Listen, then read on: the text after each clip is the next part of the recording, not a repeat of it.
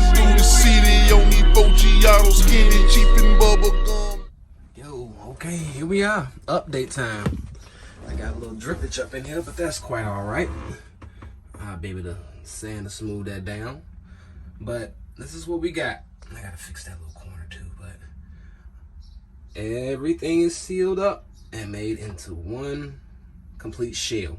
So my rear is now attached to the front. I'm very confident that I have no leaks going into the rear. I also cleaned everything out. I had a date with the vacuum cleaner, and I'm about to go it on and cut up some bracing for the inside, the seal chamber, as well as cut this baffle and make bracing for it, and get ready to load these daggone speakers up in here. And I was thinking about changing the color up to all white, adding my LEDs and making it happen.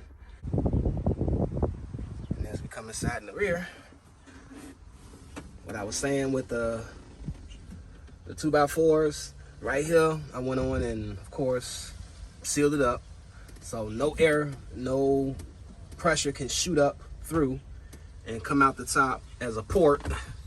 It'd be like a 6-order, right? No, I'm teasing.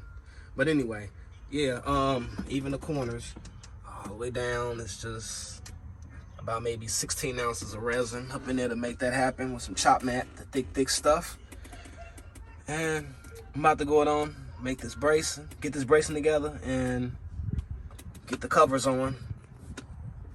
I had to take the false floor out to get this in, so yeah, that sucked. My push-pull system kind of messed it up.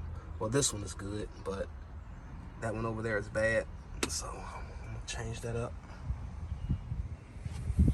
All right, so it's a box. We have a box. I got the hinges mounted to it. Everything is doubled. And in the areas where there were seams, any seam I had in here has been fiberglass. They're filled with filled with resin. Yeah, this is pretty much what I got going on. And this is a gauge speaker wire. The speaker wire I requested. Jared, that's my boy. That's just a little shout. You know, nothing bad. Just kind of playing with him, teasing. But yeah, so I got the floor back down. I still got my spare tire down here.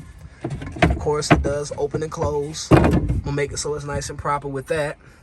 I'm hoping I got enough space for amp. Check this out, y'all. I'm really gonna have to utilize this space up here some kind of way, because I have no room, I repeat, no room for batteries. I mean, I have room for it, but this will not open if I do that. And right now I'm saying, man, I want to play today. And if I just install the batteries there and just mount them up against here, I'm gonna have to take it apart, disconnect them, just to get to my spare tire.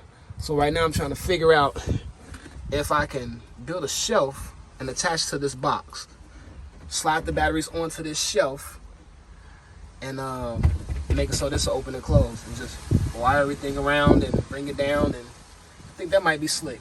So, and as far as the inside goes, well, I can honestly tell y'all, if any of you guys are into getting high, this is the place to be. Well, it's better now, but at first, oh man, it was so fumey in here. Oh my God, hard as a brick too.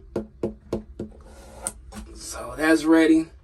This thing is ready to push some air. Oh, I can't wait to get that damn screw out. But yeah, this thing is so ready to push air. My seal section is proper. I'm about to go it on and start cutting this baffle up. And I'm still debating on whether I want to do something with this today. I mean, this is some hours in the play. All right, so I got the baffle.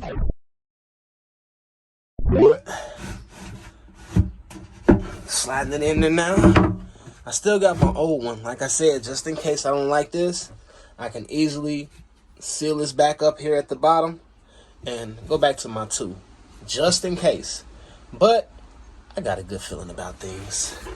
And right now I'm just looking at this bracing here. I gotta do some notching. Maybe not. I don't think that speaker is gonna move all the way up in there, but just in case, y'all, just in case. Don't want no issues. Let's see, the sides are good. Yep. Alright, so my bad for the camera angles, but I was trying to work and record. So everything is pretty much back to how it was. And we're about to go it on and get this thing together. Oh, screw it down and install the subs. I gotta poke some more holes and make some more bolts, and hopefully that power wire that I got from my friend works. Stay tuned, y'all.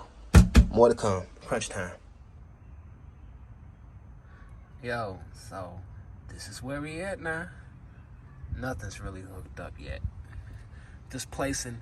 Really, sometimes the most extensive part of a build is kind of making your car practical, or just making your build practical. In other words, placing these amps so that I can put my cover in it, so that I can put, you know, a little bit of grocery or a little bit of luggage, you know, for when I'm traveling to different shows where I might spend the night. And yeah, so that's pretty much where I'm at. And then that's the new battery.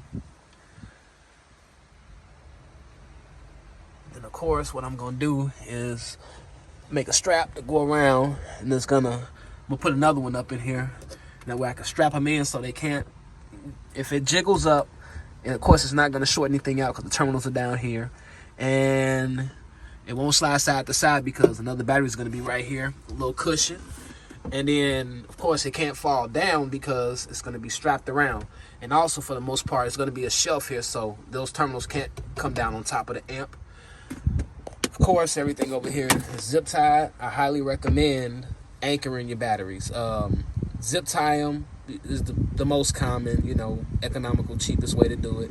Or make a case for it, or a holder, or buy one. You know, I highly suggest that. You know, better safe than sorry. So this is pretty much it. I still got the 440 and the 400. That's gonna power the doors, mids and highs, of course. Yep, so we ready.